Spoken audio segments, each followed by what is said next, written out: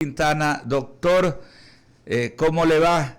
Felicidades en esta fecha tan especial, Día de la Amistad, ¿cómo le va? El micrófono, doctor. Ahí. Buenos días, estimado Alberto, un cordial saludo para usted y para todos los ciudadanos que nos escuchan a través de I99. Oiga, doctor, no estábamos hablando de diversos aspectos, ¿no? Y por supuesto la fecha se muestra propicia, pero a nosotros que nos encanta hablar de la historia también recordábamos más temprano un episodio que se registró en 1972, ¿no? Y que tiene que ver con la política, la caída del presidente José María Velasco Ibarra, que si bien está marcada, ¿no? Como que se dio el 15 de febrero, hay quienes pues sostienen que precisamente empezó a gestarse aquel domingo de carnaval el 14 de febrero del 72, es decir, hace 51 años. Ha pasado ese tiempo, 51 años, ¿no? Y definitivamente nuestro sistema democrático no ha podido agarrar esa fortaleza que se requiere, ese grado de madurez que necesitamos en este país, justamente para poder ir edificando mejores días para toda la colectividad, ¿no? ¿Qué pasa en nuestro país, doctor? Bueno, yo creo que si bien es cierto, hoy es 14 de febrero, Día del Amor y la Amistad, pero en Ecuador, al menos en estos tiempos, yo creo que estaríamos hablando del Día de la Enemistad Manifiesta entre Asamblea Nacional y Ejecutivo. Y por eso es todo este tipo de alertas que salen por parte de algunos asambleístas, de algunos bloques legislativos que están añorando llegar antes de Semana Santa ya con una muerte cruzada y que tenga como consecuencia incluso la destitución del primer mandatario. Y lastimosamente vemos que nuestro país sigue de tumbo en tumbo y cada día más se agrava esta crisis institucional que ya no solo se ve en aquellas instituciones de control donde están los encargados, los subrogantes, los interinos, los destituidos, sino que esto ya ha calado y algunos ya pretenden incluso hablar de elecciones anticipadas. Ahora, justamente ante ese escenario, ¿no? ¿Qué es lo que se podría dar? Vemos una inestabilidad, vemos actores, ¿no? Actores que precisamente empujan este tema, como que tratan de atizar más, y a veces resulta inentendible, ¿no? Porque, por ejemplo, hay organizaciones políticas que han obtenido resultados muy positivos en las seccionales.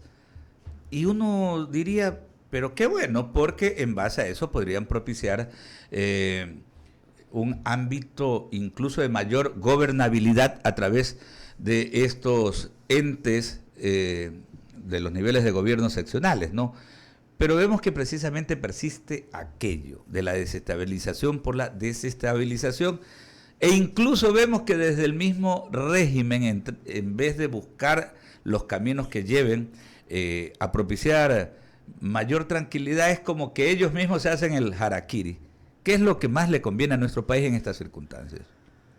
Bueno, yo creo que lo que más le conviene al país es que los asambleístas se dediquen a trabajar y el gobierno ya salga de su burbuja. En un caso, la Asamblea Nacional está más pendiente de los procesos de fiscalización, de control político, que están bien, de acuerdo, eso se debe hacer, porque al final la ciudadanía merece una respuesta si es que existe algún tipo de incumplimiento, existe algún tipo de fallo por parte del presidente de la República y otras autoridades del Estado. Pero la Asamblea Nacional no debería solo concentrarse en eso, porque lastimosamente está preocupado de lo urgente en lugar de lo importante, en lugar de resolver los verdaderos problemas que tiene el país. Sí, le destituyes a Lazo, de acuerdo, pero con eso se va a resolver los problemas de inseguridad, los problemas de falta de empleo, la falta de inversión, no se va a solucionar. Eso lo que va a generar es mayor inestabilidad. Y como ya lo he dicho, va a agravar la crisis. Y aquí no es cuestión de defender al señor Lazo. Yo tampoco lo voy a defender. Yo sé que ha cometido un montón de errores en su gestión. Pero no podemos permitir que se allane un camino de inestabilidad, tal como lo que está ocurriendo en Perú.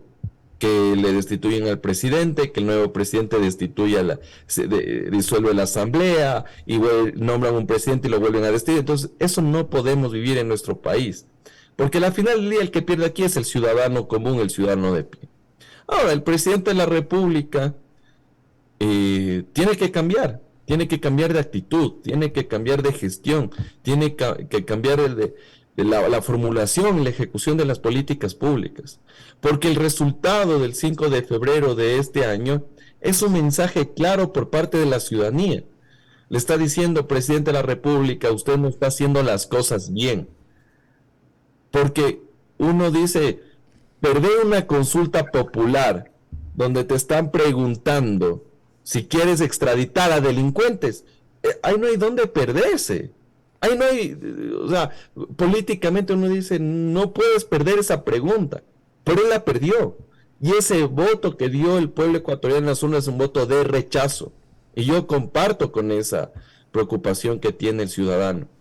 Porque es un voto de rechazo no a la consulta popular, sino a la gestión. Porque él votó, el pueblo votó sabiendo que no tiene oportunidades, que no tiene trabajo, que no tiene seguridad, que en los trámites que hacen las instituciones públicas se demoran, que para sacar simplemente una cédula se demoran 3 meses, para sacar un pasaporte, que no hay medicinas. Entonces, así votó el pueblo ecuatoriano. Y eso es lo que debe corregir en este momento el gobierno nacional. Y me parece bien que ha cambiado ya alguno de sus ministros, porque no le permitían ver más allá de lo que pasa dentro de su círculo cercano. Y el presidente en este caso tiene que cambiar. Caso contrario, si es que en efecto vemos que sigue con el mismo comportamiento, que solo está ahí para ganar oxígeno y llegar al 24 de mayo del 2025, ya. Mejor en ese caso sí optemos por lo que dicen algunos asambleístas y adelantemos las elecciones, porque si solo vamos a estar cuidando las espaldas y no respondiendo a las exigencias de los ecuatorianos, ya no tiene sentido que el señor siga en Carondelet. Claro, claro, hay que sensibilizarse, hay que sintonizarse, ¿no? Pero bueno, nosotros sí nos vamos sintonizando con nuestra gente. Antes de ir con Lorena Baque, me piden, pregúntele al doctor Benavides, ¿sí? ¿Cuál es la diferencia, ¿no? Y los riesgos entre estos dos escenarios que muchos están pues mencionando, lo que tiene que ver con muerte cruzada y revocatoria de mandato. ¿Qué tal se ilustra precisamente a nuestros seguidores, a nuestra audiencia, doctor André Benavides, con respecto a esta inquietud? Y esto también como una muestra de que nosotros sí nos sintonizamos con nuestra gente, ¿ah? Bueno, creo que aquí hay una confusión que se da por parte de ciertos actores políticos respecto de las figuras que se pueden utilizar para cesar en el cargo al presidente de la República. Dentro de las alternativas usted tiene el juicio político, que no es lo mismo que la destitución directa y que tampoco es lo mismo que la revocatoria de mandato. Porque aquí si usted quiere mandarlo al señor Lasso a su casa, tiene que cumplir con un procedimiento. Hablemos del juicio político. El juicio político tiene 3 causales. Que el presidente de la República haya cometido delitos contra la seguridad del Estado, como una traición a la patria, que haya cometido delitos contra la administración pública, como un cohecho, un peculado, etcétera, o que haya cometido delitos de lesa humanidad por una grave violación a derechos humanos. Pero aquí lo importante a tomar en cuenta es que para seguir con el juicio político se requiere del dictamen previo de la Corte Constitucional. Entonces, si los asambleístas tienen esas intenciones de destituir al presidente bajo la figura de juicio político, tienen que enfrentarse a la Corte Constitucional. Y yo pienso que al menos, como nuestros asambleístas hacen las cosas a medias, no pasarían ese filtro. Primer punto. Vamos ahora con lo que tiene que ver con la destitución directa. Pero antes de eso, creo que es importante tomar en cuenta que el juicio político y la destitución del presidente de la República no necesariamente genera, en este caso, la anticipación de elecciones, desde ningún punto de vista, ¿no? Sino que aquí en este caso más bien el señor Borrero tendría que asumir el cargo y la Asamblea Nacional sigue funcionando. Ahora, En lo que tiene que ver ya como tal con la destitución directa o como comúnmente se lo llama muerte cruzada, ahí tenemos otras causales, porque ahí tenemos las causales de arrogación de funciones del presidente de la República, previo dictamen de la Corte Constitucional, y tenemos la causal de grave crisis política y conmoción interna. El gran problema de esta causal, la última, es que se deben cumplir también algunas condiciones, no es tan sencillo.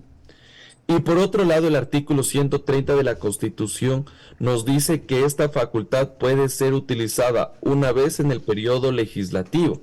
Y la Asamblea Nacional ya lo utilizó el año pasado. Entonces, desde mi punto de vista jurídico, ya no sería posible, porque tú no puedes tener al presidente de la República desfilando una vez por semana para ver si es que por ahí ya encuentras los votos para destituirlo. Entonces vemos que también tiene sus dificultades y la consecuencia directa es que lo destituyes al presidente de la República, asume el señor Borrero, pero la Asamblea Nacional también va a ser disuelta y hay elecciones anticipadas. Y vamos con el tercer mecanismo que también mencionaba el ciudadano, el tema de la revocatoria de mandato. El tema de la revocatoria de mandato me parece interesante. ¿Por qué? Porque es la misma ciudadanía la que quiere que el presidente de la República salga del cargo. Pero aquí tenemos varias dificultades. La primera es que tienes que recoger las firmas. La segunda es que pase el filtro del CNE. Y tercero, que ya en la votación tú tengas mayoría absoluta no solo de votos válidos, sino todos los votos del padrón electoral. ¿Qué quiero decir con eso? Cuando tú tienes una elección para prefecto, para alcalde, para asambleísta, solo los votos que se contabilizan son los votos válidos.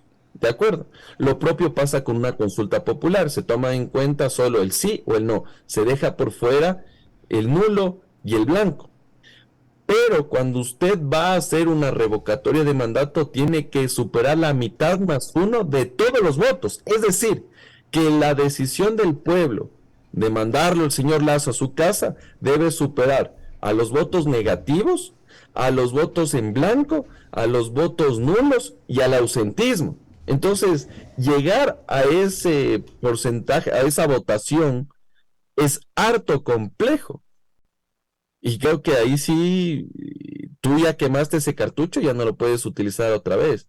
Y eso también es consecuencia de ese blindaje del hiperpresidencialismo que tiene la Constitución de Montecristi. Entonces tampoco es un tema muy sencillo que digamos. Claro que sí, definitivamente está lleno de complejidades, es experto en materia constitucional, consultor político también de nuestro país, nos atiende desde Quito y Lorena va que tiene otras inquietudes para el doctor André Benavides. ¿Cómo le va, doctor Benavides? Justamente usted hizo una comparación con el tema de Perú. Teniendo estas crisis políticas a nivel interno, ya sea lo que se está mencionando, lo que se está rondando, el tema de la muerte cruzada, etcétera, ¿cómo sería el panorama político para la economía? Tenemos en cuenta de que venimos de una pandemia, de que venimos de crisis de tema de lo que pasa en Rusia, en Ucrania. O sea, ¿qué pasaría si se marca Ecuador con estos mecanismos de que el presidente salga de su mandato?